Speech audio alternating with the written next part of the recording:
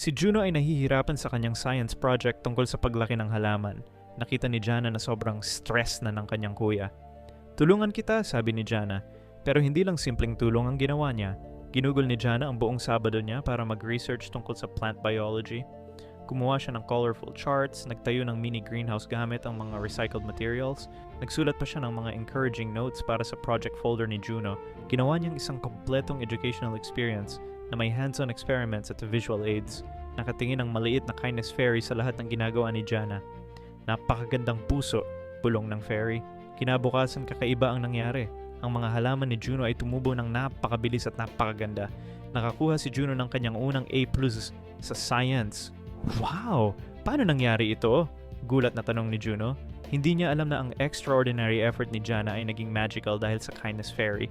Simula noon, naging mahilig na si Juno sa biology. Ang tunay na kindness ay hindi lang tumutulong, nagbibigay ito ng magic na nagbabago ng buhay,